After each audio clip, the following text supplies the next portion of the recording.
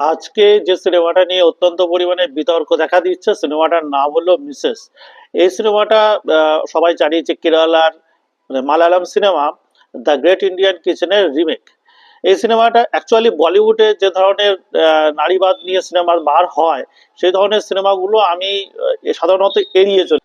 কেননা নারীবাদ নিয়ে উল্টো পাল্টা যা খুশি দেখিয়ে দেওয়া, পুরুষদেরকে হেনস্থা করা, এছাড়া আর মনে হয় বলিউড সিনেমায় মানে নারীবাদ কি এই জিনিসটাই কেউ বোঝে না, এবং ইচ্ছাকৃত ভাবেই মানে মেয়েদেরকে গ্লোরিফাই করে ছেলেদেরকে কিভাবে নিচু করা হবে, এইটাই হচ্ছে বলিউডের ধান্দা, এবং এইভাবেই তারা সারা জীবন ধরে পয়সা ইনকাম করে আসছে।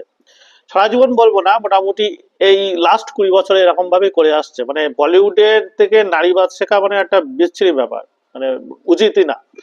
তো এই সিনেমাটা যেহেতু সাউথের থেকে রিমেক হয়েছে, তো আমার ইচ্ছা ছিল যে দেখি সিনেমাটার রিমেকটা কেমন হয়েছে এবং কেন লোকে এত জিনিসটা নিয়ে আলোচনা করছে। তো প্রথমে যে কথা বলতে হয়, যে সিনেমাটা দেখে কিন্তু আমার মানে অ্যাকচুয়ালি মনে হয়েছে সিনেমাটা ভালো, এবং সিনেমার ভেতরে মেয়েদেরকে যেভাবে দেখানো হচ্ছিল সেটা কিন্তু খুবই স্বাভাবিক। আমরা যারা এখানে থাকি, অর্থাৎ ওয়েস্ট বেঙ্গলে থাকি, আমরা কিন্তু ওই জেনারেশনটা পার হয়ে গেছি। মানে এই সিনেমাটায় যে ঘটনাগুলো দেখানো হচ্ছে, একটা মেয়ে সেই মানে কিভাবে আর কি লাইফ স্পেন্ড করছে, কিভাবে তার কিচেনের ভেতরে তার জীবনটা কেটে যাচ্ছে, কিভাবে তার উপর মানে দিনের দিন অত্যাচার হচ্ছে, এই যে জিনিসগুলো, এইগুলো আমরা মানে বার হয়ে এসেছে আমাদের আগের প্রজন্ম থেকে। কিন্তু ভারতবর্ষের উত্তর দিকে কিন্তু এখনো এটা রয়েছে, উত্তর ভারতে যে সময় যেখানে পিতৃতান্ত্রিক বা এই জিনিসগুলো ব্যাপকভাবে আছে, সে সমস্ত জায়গায় কিন্তু এই ধরনের ঘটনা অহরহই ঘটে যায়। এবং তার থেকে বড় ব্যাপার যে আমাদের এখানেও কিন্তু কিছু কিছু ফ্যামিলিতে এরকম দেখাও যায়, দেখা যায় না তা নয়, দেখা যায়। কিন্তু এই সিনেমাটা বোঝার জন্য আমাদের যে ব্রেন বা মাইন্ডটা দরকার, সেটা হচ্ছে উত্তর ভারতীয় মানুষদের যে মাইন্ড, সেটা আগে বুঝে দেখা উচিত। আমাদের এই জায়গায় থেকে কিন্তু এই জিনিসটা বোঝা সম্ভবই না। তো সিনেমায় কি দেখানো হয়, সিনেমায় দেখানো হয় সানিয়া মালহোত্রা, যিনি হচ্ছে সিনেমার নায়িকা, তিনি বিয়ে করেন। বিয়ে করার পর তার স্বামীর ঘরে যান এবং সেখানে গিয়ে রান্না করেন, এবং তার দেখেন যে আস্তে আস্তে তার পুরো জীবনটাই রান্নাঘরের মধ্যে ঢুকে যাচ্ছে, এবং সে অত্যন্ত কষ্ট পেতে শুরু করে। তার নিজের যে হবিস গুলো ছিল, সে বা কাজগুলো ছিল, পেশা ছিল, সেগুলোকে সে ক্রমশ ভুলে যাচ্ছে।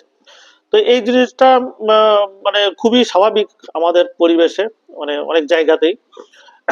কিছু কিছু ফ্যামিলি আছে যে ফ্যামিলিতে এখানে মানে আগে বলা বলা দরকার যে সিনেমায় যা তার স্বামী যিনি হয়েছেন, তিনি সাধারণত বইয়ের পড়ার বই ছাড়া কোথাও বার হয়নি। তার সোশ্যাল লাইফ বলে তার বলতে গেলে কিছুই নেই।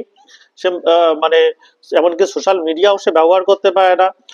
সেক্স যে জিনিসটা, সেটা শুধুমাত্র সন্তানের আনার জন্যই করতে হয়, এবং খুবই মেকানিক্যাল সেক্স, এখানে যে কথাটা বারবার ব্যবহার হয়েছে।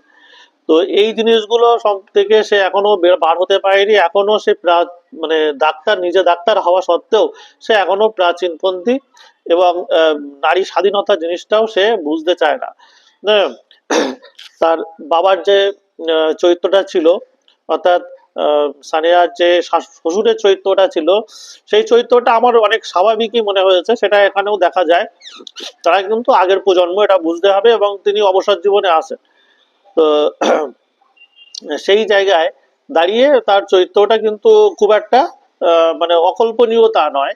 হ্যাঁ, আমার নিজের বাবা বা নিজের ফ্যামিলির মধ্যেও দেখেছি, তারা মানে একটু ইগো নিয়ে চলতে পছন্দ করে, এবং সরাসরি কাউরে প্রশংসা করতেও মানে চায় না। এটা একটা প্রবলেম। আর ছেলেটার প্রবলেম তো বলেই দিলাম, মানে সে এখনো সে প্রাচীন যুগে পড়ে রয়েছে। আর মেয়েটার নিয়ে যেটা বলা হচ্ছে, সেটা অনেকেই লিখছে যে দুজনের জন্য যেন কেন খাবার মানে তৈরি করতে কি এত এমন অসুবিধে, ছেলেদেরও প্রবলেম লাইফে, হ্যান ত্যান। বিষয়টা কিন্তু এটা নিয়ে নয়, সিনেমাটা দেখে যেটা বুঝলাম। হ্যাঁ, ছেলেদের জীবনেও অনেক কিছু প্রবলেম থাকে, বহু প্রবলেম থাকে। তারাও নিজের ওয়ার্ক করে, কাজ করে, সেই কাজের জায়গাটা তাদেরও হেল্প করার মতো কিছু থাকে না। তারা ইচ্ছে করে বাইরে আসতে গেলেও, মানে বাইরে চলে আসতে গেলেও পারে না, কেননা সংসারের দায়িত্ব নিতে হয়েছে, তার জন্য পয়সা ইনকাম করতে হবে, সেই কারণে। আর দ্বিতীয় ব্যাপার হলো যে ছেলেদের মানে মেয়েদের যে কথা বলা হচ্ছে, এখানটা একটা জিনিস দেখছিলাম যে সাধারণ মেয়ে, সে যদি রান্নাঘরের কাজকর্ম যখন করে পিছনে বেহালার বাজনা বাজিয়ে সেই জিনিসটাকে মানে গ্লোরিফাই থেকে নিচে নামিয়ে নিয়ে আসা, গ্লোরিফাই মানে না করাটা, মানে কি বলবো, মানে খারাপ ভাবে দেখানোটা, এই জিনিসটাই সিনেমায় দেখলাম, যেটা আমার দেখে খুবই খারাপ লেগেছে।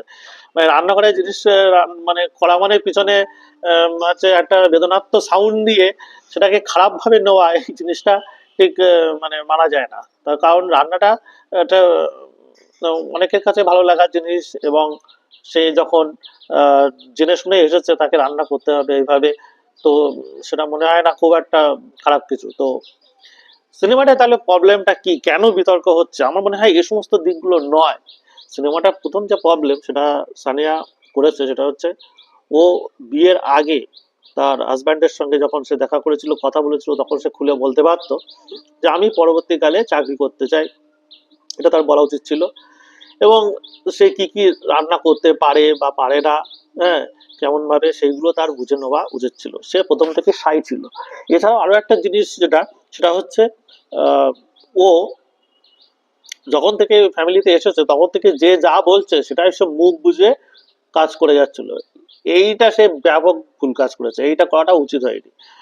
এটা আমার নিজের ফ্যামিলি থেকেও বলছি, বা যে কোনো ফ্যামিলি দিকেই আমি দেখে বলছি, যে আমি যদি প্রথমে কিছু না পারি, মানে কোনো কাজ করতে আমার যদি অসুবিধা হয়, আমার যদি মিক্সিং এর অসুবিধা হয়, এতে সুবিধা হয়, সেগুলো সে প্রথমেই খুলে বলতে পারে।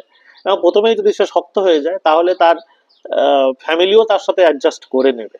হ্যাঁ, এটা ও প্রথম থেকেই চুপ থেকে থেকে থেকে থেকে এমন হয়ে গেছে যে লাস্ট অব্দি আর সেটা না, চুপ না থাকতে পারে, পুরো ব্লাস্ট করে গিয়ে জিনিসটা। তো এটাই হচ্ছে প্রবলেম, প্রবলেমটা আর কিছুই না।